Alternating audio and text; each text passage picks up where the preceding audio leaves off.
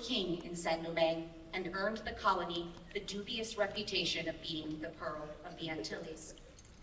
The white French colonists of Saint-Domingue subjected the Africans they enslaved to some of the cruelest tortures in the Atlantic world. The enslavers burned and buried their captives alive, severed their limbs, ears, and other body parts, bled them to death, and nailed them to walls and trees, while also subjecting them to routine branding with hot irons and other mutilations meant to signify their ownership.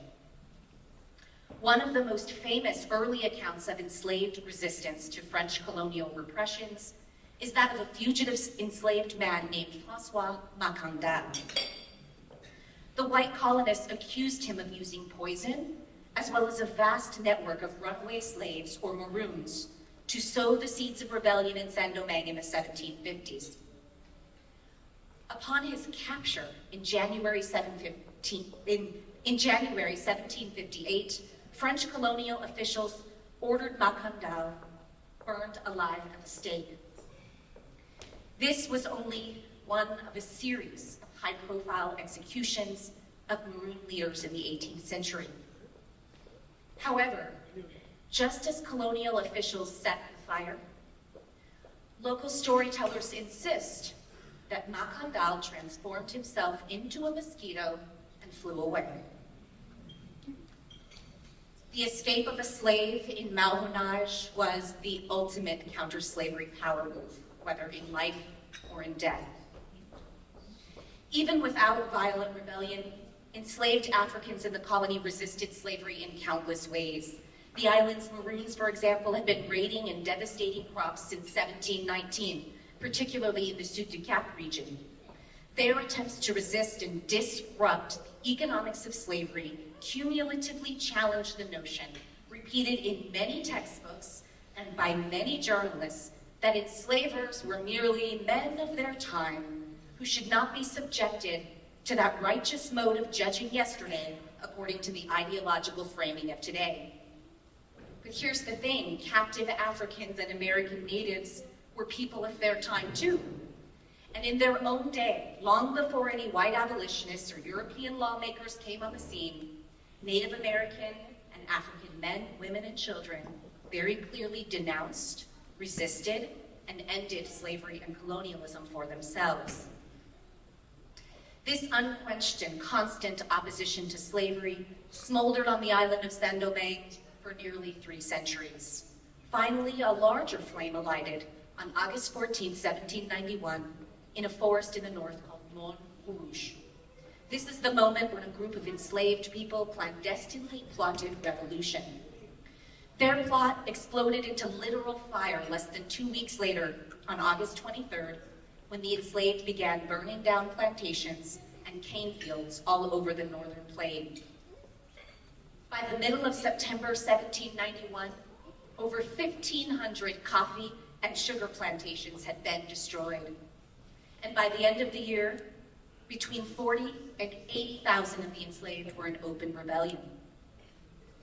By 1793, the famous Toussaint Louverture had risen to prominence, and his army successfully forced the liberation of all Saint-Domingue's enslaved people.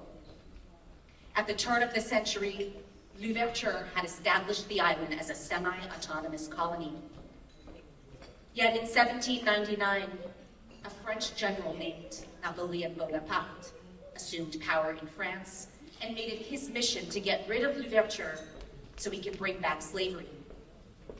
In late 1801, Bonaparte sent his brother-in-law, General Charles Victor Emmanuel Leclerc, with 30,000 French soldiers to the shores of Saint-Domingue.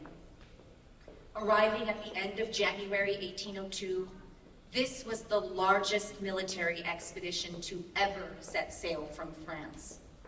Leclerc and his army, which eventually comprised more than 60,000 soldiers, proceeded to rain down a murderous and genocidal campaign upon the island's black inhabitants. The French used, alongside more conventional weapons, floating gas chambers, hangings, drownings, and dog attacks. Yet, French attempts to reinstate slavery met fierce resistance. General Henri Christophe, the future king of Haiti, even burned the colony's principal port city of Cap Français to prevent French military occupation. But things took a dramatic turn in June 1802. The French army tricked General Louverture into a meeting and then subsequently arrested and deported him to France. In April 1803, Louverture's French jailers reported they found him dead in the cell where they had denied him medical care and starved him to death. The news of Louverture's terrible demise only encouraged the revolutionaries, now led by the formerly enslaved general Jean-Jacques Dessalines, to fight for independence or death. Today is Dessalines' birthday, September 12th.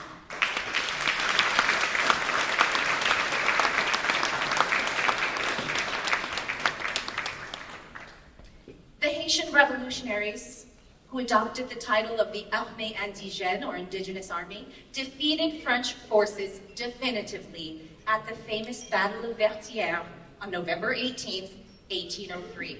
This should be known like the Battle of Yorktown, the Battle of Austerlitz, the Battle of Waterloo. They declared their preliminary independence from France about 10 days later on November 29th. On January 1st, 1804, the Haitian revolutionaries made their independence official and changed the name of the island from Saint-Domingue back to its indigenous appellation, Haiti. It is not enough to have expelled the barbarians who have bloodied our land for 2 centuries, Dessalines announced in the famous speech he gave while presenting the Haitian Declaration of Independence on New Year's Day. It is not enough to have restrained those ever-evolving factions that one after another mocked the specter of liberty that France dangled before you. We must, with one last act of national authority, forever assure the empire of liberty in the country of our birth. We must take any hope of re-enslaving us away from the inhumane government that for so long kept us in the most humiliating torpor. In the end, we must live independent or die.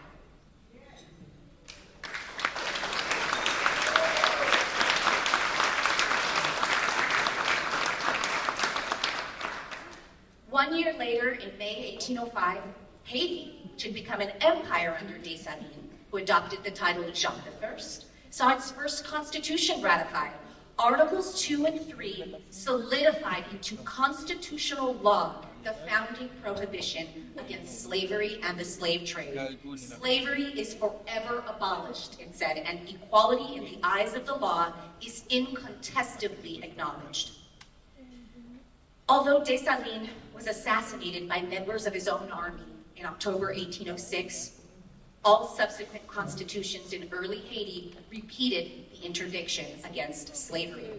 And in May 1807, the Haitian statesman and journalist Jules Champlain changed the trajectory of global political thought when he declared for the first time anywhere in the world that slavery was a crime against humanity.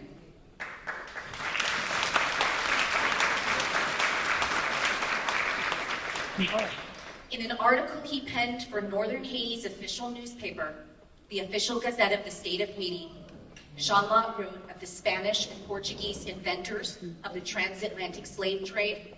They were a fierce people who dared to teach others to tolerate such a crime of lèse-humanité. Today, it is established that slavery is wrong and inhumane. It is so well established, in fact, that it is easy to forget that the Europeans who enriched themselves from enslaving Africans in the Americas did everything they could to prolong slavery, despite African and Native American resistance.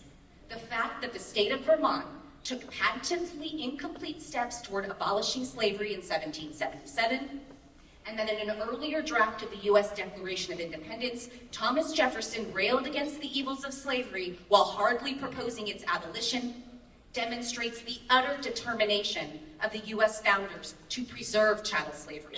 Indeed, in the 1780s, while creating the U.S. Constitution, Congress claimed not to have the authority to act to abolish or limit slavery until 1808, the year of the proposed ban on the international slave trade. The truth is that the drastic, effective changes in public opinion about slavery in Western Europe and the United States only occurred after the apotheosis in Haiti that inaugurated the age of abolition in 1804. Haitian independence forced those across the hemisphere not simply to espouse anti-slavery ideals, but to take material steps to bring about immediate emancipation. In 1816, Venezuelan freedom fighter Simón Bolívar requested support from Haiti in his war of independence from Spain. In response, Haiti's then president, Alexandre Pétion, offered material and economic aid, money, ammunition, weapons, and soldiers, but only if Bolívar agreed to abolish slavery. In 1819, Bolívar founded the short-lived state of Gran Colombia, comprising today's Venezuela, Bolivia, Colombia, Ecuador, Peru, and Panama. By 1821, enslaved people in Gran Colombia achieved their liberty, thanks to the insistence and assistance of the Haitian government. After that, the tide of abolition unleashed by the Haitian Revolution persistently rose until it grew into an unstoppable swell. Mexico began to gradually abolish slavery in 1821, immediately following its own war of independence from Spain, and achieved full emancipation by 1829. In 1833, 1 year after the Great Jamaican Slave Revolt of 1831 and 32, also known as the Baptist War, Great Britain abolished slavery with full implementation in 1838. France definitively abolished slavery as a part of the French Revolution of 1848, and most of South America then saw slavery's end by 1850, with the Netherlands declaring abolition in 1863.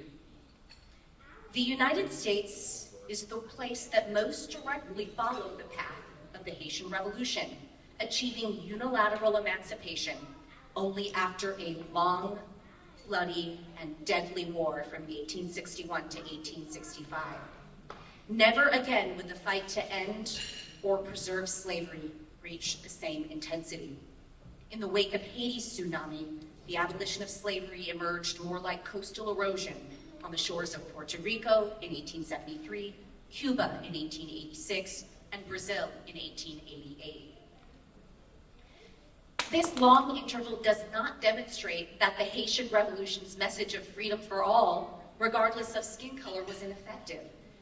Instead, it showcases the stubborn, racist, and violent determination of the rest of the Atlantic world, people and their national governments, to preserve slavery for an embarrassing amount of time, giving the profound example set by Haiti.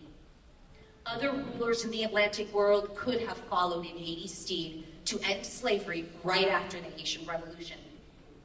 Instead, most held out until the contradiction of a free Black nation in the Western Hemisphere overwhelmed their own colonies and nation states with slave rebellions, threatening to split them open with revolution and civil war. To ignore or dismiss the momentousness of how Haitians opened the age of abolition with their war for independence, a not at all inevitable historical event, is to shrug off history. In 1998, UNESCO designated August 23rd as the International Day for the Remembrance of the Slave Trade and its Abolition in honor of the Haitian Revolution, which formally began on that day in 1791.